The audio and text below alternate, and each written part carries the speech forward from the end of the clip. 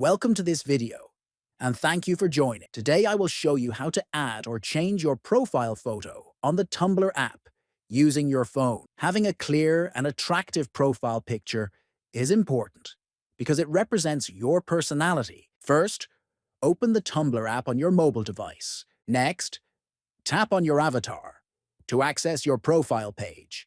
Then, tap on Change Your Avatar. Then tap on Choose a Photo. If the app asks for permission to access your media, make sure you allow it. This step is important so that Tumblr can use your photos stored in your gallery. After that, select the photo you want to use from your phone's gallery. Choose an image that best represents you, then tap Save. Now tap the check icon at the top left to confirm your choice. Finally, tap Save at the top right of the screen. Your new profile photo will now be updated and visible to others on Tumblr. If you found this video helpful, please subscribe to the channel, like the video, and share it with friends.